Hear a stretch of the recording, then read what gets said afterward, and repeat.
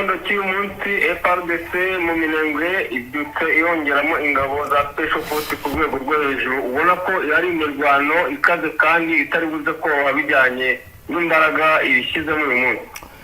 FRDC yamaze guhindura uburyo bw'imirwanire, ikomeje offensive operation mu bice bitandukanye, aho bagaragaza ko bashaka kurwana ni heavy caliber weapons, ndetse biragaragara ko ari rocket propelled systems zamaze kuzanwa mu bice bitandukanye. Baritegura urugamba rukaze kandi rudasanzwe indiscriminate strikes mu bice bitandukanye muri Sud Kivu. Nagezweho mu gitondo cyo kuri uyu munsi wa kabiri w'indwi ku igenekerezo rya 10 kwezi kwa gatatu 2026. Reka turebe bijyanye n'ibiri kugenda bigaragara, turebe graphic battlefield ikomeje kugenda ibera muri ibi bice. Ku murongo wa telefone turi kumwe na Roko Informa wacu, ko mbere ko tumwakire reka tubanze tubaye inshamake yuko bihagaze.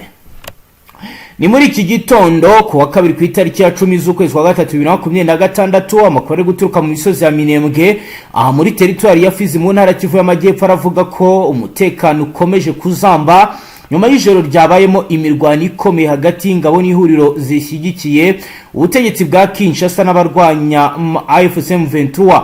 Amakuru aravuga ko mu baturage ndetse no kubahagaze ku mirongo imbere y'urugamba aravuga ko kuva mu masaha ya 2 z'igitondo habaye artillery sharing n'ibitero z'indege zitagira abapilote zizwi nka rotary munition cyangwa se suicide drones bizarashwe mu gace ka centre ya Minembwe ndetse no mu nkengero zaho. Abari hafi yaho imirwano yabereye ndetse ikomeje kubera baravuga ko urusaku rw'amasasu ruvanze n'urusaku rw'ibisasu bya heavy caliber weapons biri kumvikana muri iki gitondo, harimo kurasishwa za motors rocket propelled systems zumvikanye mu bice byinshi, ndetse abaturage bakaba bakomeje kugenda bahunga. Kuri yize bava mu rwego rw'igisirikare aravuga ko ihuriro ry'ingabo za leta ya Kinshasa ririmo FRDC, imitwe ya Wazalendo ndetse n'ingabo bafatanyije muri iki gikorwa bakomeje offensive move zigamije gusunika abarwanyi ba FRDC AFC M23 abakuwe muri ibi bice bya Minembwe. Ibi ni ibikorwa bya gisirikare biri mu rwego rw'ibiri kuba aho abasasanguzi bambwiye ko ibi byitwa area Daniel operation, aho ingabo za Kinshasa ziri kugerageza gukoresha aerial reconnaissance n'ibitero bya drone mu guca ibiri intege ndetse no guhungabanya ibirindiro by'umwanzi, ndetse bikaba bikorwa ku butaka no mu kirere. Amakuru ari kuva ku mirongo imbere y'urugamba frontline aravuga ko mu ijoro ryake habaye tactical repositioning n'ingabo ku mpande zombi, aho buri ruhande rwagerageje gushimangira defensive position mu misozi bagenzura. Mu itangazo ryashyizwe ahagaragara n'umutwe wa AFC, uyu mutwe wavuze ko ibitero bya drone byatewe muri centre ya Minembwe ari ibitero bitarobanura byibasiye abaturage b'abasivili. Uwo mutwe ruvuga ko ibyo bitero byakozwe hakoreshejwe suicide UAV systems byagabwe mu bice bitarimo ibirindiro by'igisirikare bigahita n'abaturage benshi ndetse bikangiza ibikorwa remezo byo muri aka gace. AFC yavuze ko ibi ari ibikorwa bya psychological warfare bigamije gutera ubwoba abaturage no kubahatira guhunga uduce batuyemo. Itangazo ry'uyu mutwe rivuga ko mu rwego rwo kubaha abaguye muri ibyo bitero n'imiryango yabo bahisemo kutagaragaza amashusho y'abavuguye ahangaha kuko ari graphic battlefield footage ishobora guhungabanya imitima y'abaturage. bavuga ko biteye ubwoba. Ku rwego rwa gisirikare amakuru ava mu basesenguzi b'intambara iri kuba baravuga ko Minembwe iri kuba strategic high ground sector, aho igenzura bafite amahirwe yo kugenzura imihanda n'inzira z'ingenzi zigana mu misozi ya Fizi na Mwenga. Mu gitondo cyo kuwa kabiri biravuga ko impande zombi ziri gukoresha surveillance drone mu kugenzura aho umwanzi ari, mu gihe hari amakuru avuga ko hashobora gutangira coordinate ground offensive mu masaha ari imbere n'ibi bitero by'indege bikomeje kugenda bifata indi ntera. Nk'uko rero bigaragara ku murongo wa telefoni turi kumwe na Roko Informa wacu ugiye kutubwira ibyo n'ibyo kubiri kugenda biba. Mutama waramutse neza? Ndakeye neza. Kugeza ubu bihagaze gute, ibizindutse biba ni ibiki? Ego ikiriho hano Minembwe ni imirwano ikomeye cyane, ndetse ubona ko yahinduye uburyo bw'imikorere cyane bijyanye n'iminsi yose itambutse, kuko urabona ko hari ibitero bikomeye cyane ku rwego rwo hejuru kuri uruhande rwa Parisio. ni ibitero birimo drone nyinshi ndetse birimo sheringi nyinshi ikomeye cyane, kandi ubona ko barimo barasa mu duce dutandukanye, ndetse n'utwo ubona ko imirwano itarimo ihangana ku mpande zombi iri, kuko utu duce turaswamo harimo ibidegu, ni Minembwe centre, harimo Karingi, harimo Gakenke. Aha ni ahantu hose hagiye hagira ingaruka bijyanye na sheringi ku rwego rwo hejuru bijyanye na drone ndetse na tirari zirasa kure, ubona ko zisa naho utu duce twose turimo imirwano ikomeye kandi harimo kwangirika byinshi. Aka gace ka Minembwe ubona ko karimo intambara isa naho iyindi ntera bijyanye n'ibyo FARDC yabaye nkaho isubiraho, yazanye sisitemu yo kurasa ikoresheje tirari cyane sheringi ku rwego rwo hejuru, ku buryo ishobora kurasa amasaha agera muri 4-5 ikoresha sheringi ku butaka ndetse no mu kirere. Rero ni ibintu bikomeye ubona byagizeho ingaruka cyane ku baturage, kuko ubona ko hari kwangirika inyubako zabo ndetse n'ubuzima bwa bamwe bakaba babigwamo, kuko barasa mu ntera ndende cyane kandi mu gice ubona kitarimo imirwano. Rero ni ikintu gikomeye cyane ku mibereho y'abaturage hano, kandi ubona ko ibikorwa remezo byabo byangirika, ko muri centre ya Minembwe iyi radiyo itatungane ya Minembwe nayo yabashije kwangirika bikomeye cyane bitewe na sheringi za ubuyobozi bisasu by'amakompora ya tirari. Ubu ntabwo ari radiyo wavuga ko izongera gusa naho ikora, ubona ko intambara yindi isura cyane bikomeye. Rero ku rwego rw'abaturage hano ni ikibazo gikomeye, ariko kuri coalition na M23 bisa naho bihanganye hano na Twirwaneho, urabona ko kuzibira ibi bitero bya coalition bigoranye cyane ku ruhande rwa M23 bitewe n'isheringi, kuko ku butaka baraza gakeya cyane bijyanye n'imbaraga bashyizemo muri sheringi, ubona ko ari iri ku rwego rwo hejuru kandi ari iri kubasha gukumira M23 Twirwaneho mu buryo bwo kuba babasha guhagarara mu duce bagenzera kugira ngo tutabasha kwigarurirwa na coalition ya FARDC. Nyuma y'izo mbaraga Mutama FARDC yazanye, M23 yo iri gukora iki kugira ngo ibashe kubikumira ndetse bashe no kuba yarokoka ko yakamburwa ibice igenzura? Iyi ni sheringi utabona uko wakwifatamo, mbikubwira neza nk'umuntu wese waba byumva. Ni uburyo burenze FARDC iri gukoresha bwo kusheringa ndetse ikoresheje atani na drone. Rero kuri M23 Twirwaneho kuba basubiza iyi sheringi ni ibintu bigoranye cyane kandi bisa naho bihabanye.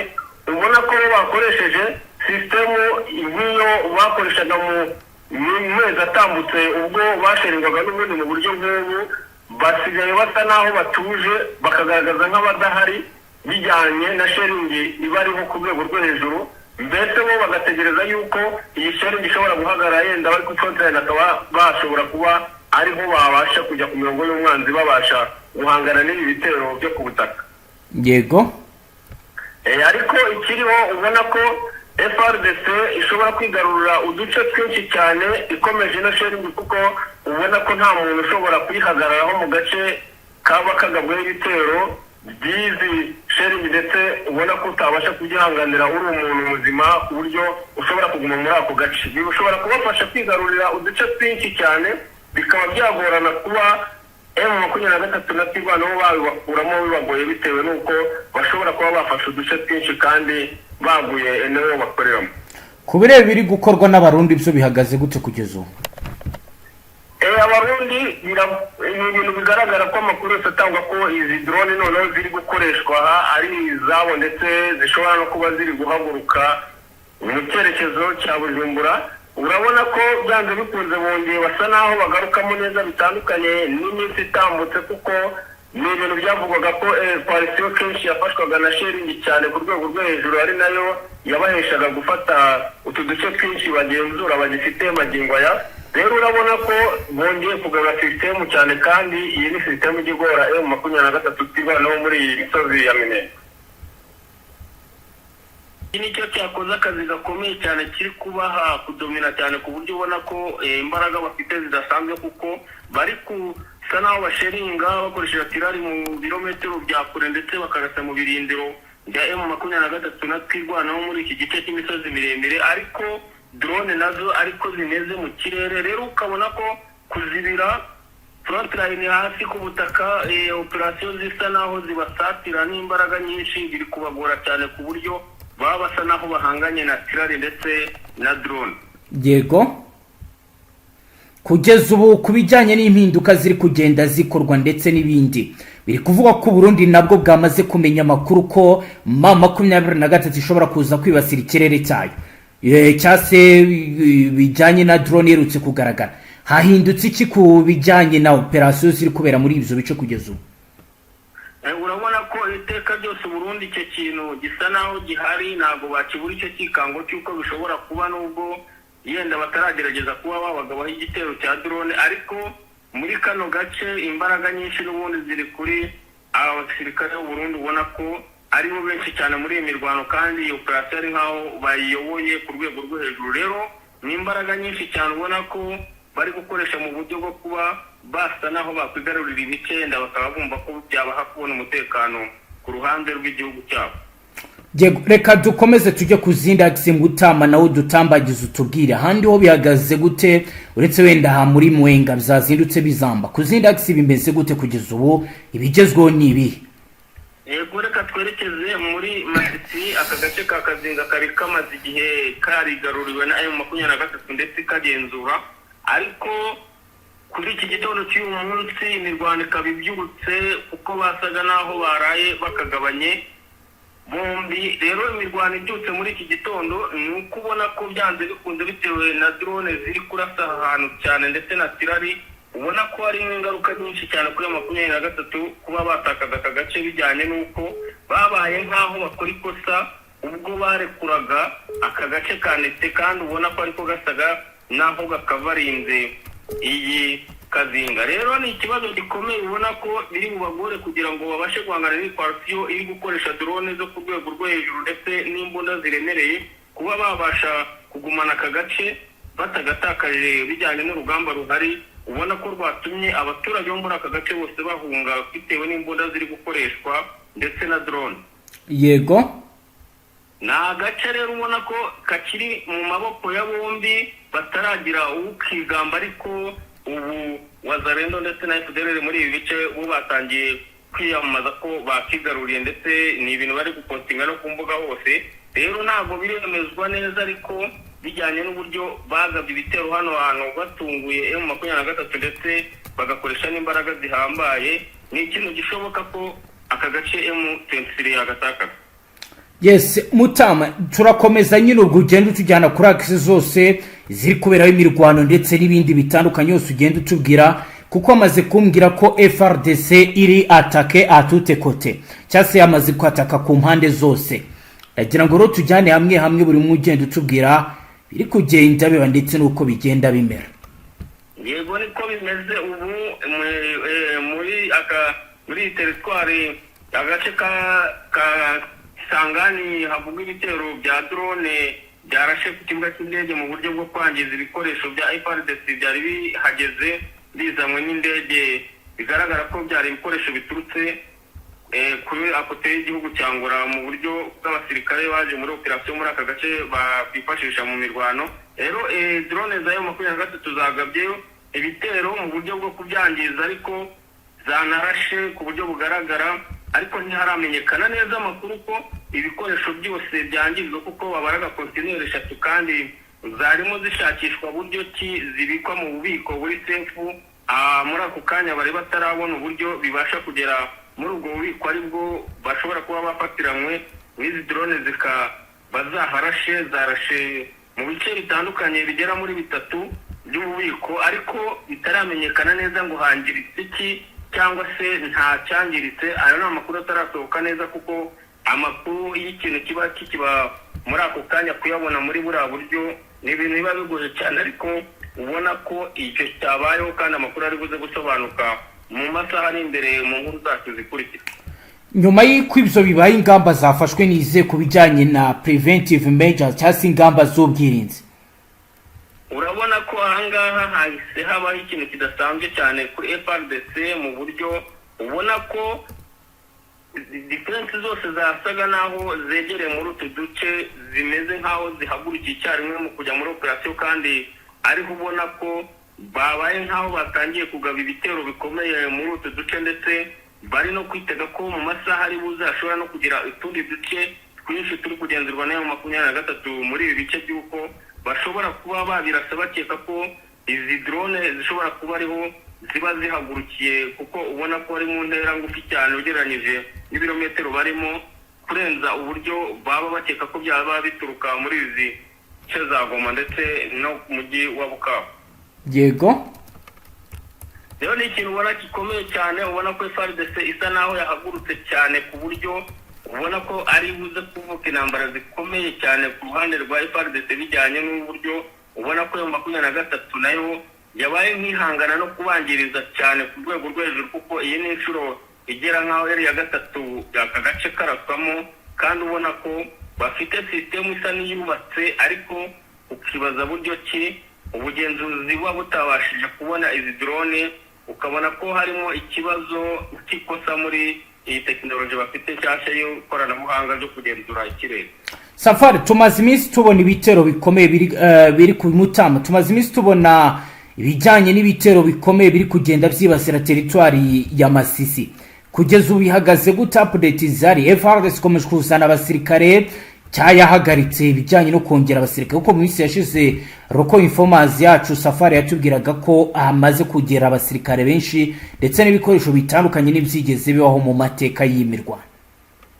Niko bimeze, ikintu kiriho kuri FARDC ubu ahantu hari operasiyo zose z'imirwano bakwita ikindi ikijyanye n'ibikoresho ndetse n'ingabo cyo kirahari cyane, kuko nk'ubu urebye koalisiyo iri muri kano gace ka Kazinga nkubwira karimo imirwano, ni koalisiyo iri ku rwego rwo hejuru kandi itari hasi y'abasirikare bagera mu 3,000, kandi ubona ko batreninze ari abasirikare atari bya bindi tumenyereye byo muri Sud Kivu usangamo wazarendo ziri aho zigwirirana. Urabona ko iyi force yaje muri operasiyo ari force iteguye cyane ku rwego rwo hejuru, kandi ishobora kugira ibintu hindura cyane bikomeye. Ubona ko FARDC yahinduye tactique z'imirwanire bitandukanye no mu minsi itambutse. Ibyamaze guhinduka kugeza ubu tubwira ni ibihe? Ibyahindutse bihari ubu ngubu nakubwira ni uburyo bw'imirwanire, kuko ubona ko bari kurwana intambara zisa naho zisobanutse, bari gukoresha atirari imbere yo kugaba ibitero byo ku butaka, bagakoresha drone, kandi iki nicyo kintu kiri no gukoreshwa muri Sud Kivu. Ubona ko ari strategie nshya bazanye, kuko niyibasha gusa naho ituma bashobora M23, kuko babanza kugira ikibazo cya tirari zibarasira kure ndetse bagahura na drone. Icyo cyonyine bibahesha gufata ibice byinshi abari kuri frontline, kuko urumva ko nta muntu ubatangira bitewe n'ibi bintu baba babanjeho, kandi ubona ko atirari na drone ari ibintu bafite imbaraga utabasha guhangana nabyo uri ku butaka. Ku bijyanye n'ubwirinzi byo bihagaze gute kugeza ubu? Ndavuga ubwirinzi bwa M23.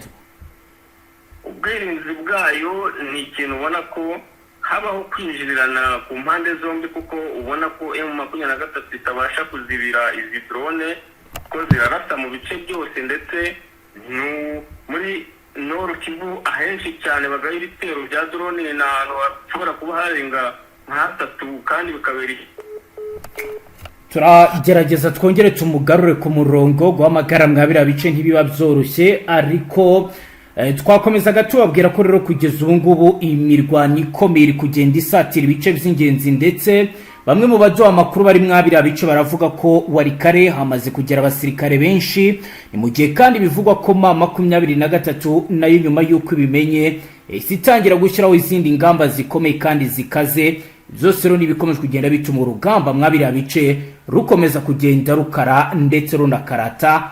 Abaturage benshi bakagaragaza ko ibiri kugenda biba arimo bigiraho ingaruka. Rumwe twavuganye yatubwiye uti biteye agahinda kugeza ubu abasirikare benshi bari kugenda babazana muri ibi bice. Biragaragara kandi biravugwa ko abaturage benshi by'umwihariko abafite amikoro batangiye kugenda bahunga bava mu byabo kubera ibiri kugenda biba nkuko rero babigaragara. Ubwo rero turakomeza tugerageze rero ku murongo wa telefone twongere tugarure Umutama uduha amakuru atubwire uko bihagaze ndetse n'ibindi bitandukanye biri kugenda bigaragaraho bigaragara ko bijyanye n'urugamba byo byamaze kuba ibindi zamaze kwinjira muri faze bamwe bita ko ari faze intense, bijyanye rero n'imyiteguro ikomeye ikomeje kugenda igaragara muri ibi bice. Reka rero tugerageze ku murongo wa telefoni twumve ko yabasha kongera kuboneka atubwira ibindi bitandukanye biri kugenda biba.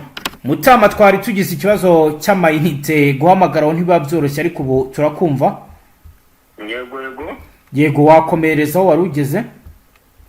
Ego, icyo navugaga ni uko uburebye kuri FARDC muri iyi mirwano isa naho irimo kuzana sisitemu idasanzwe, ubona ko M23 kuba babasha kuyidomina rwose ari ibintu bigoranye, kuko ubona ko bari kurasisha tirari ku rwego rwo hejuru cyane kandi iri gukoreshwa cyane, bagakoresha drone nazo zihambaye zitabasha no kuba zirapfa, kuko nta drone n'imwe baragerageza kuba bamanura muri ibi bice zirasamo.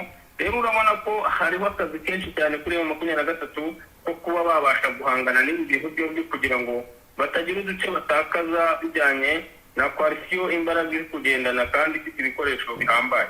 Mutama, reka tugushimire cyane, dusoreza ahubwo ukomeze dushakire n'andi makuru mu masaha ari imbere, turi buze kongera kukuvugisha uduha n'izindi update kuri aba bigezweho. Yego, urakoze cyane.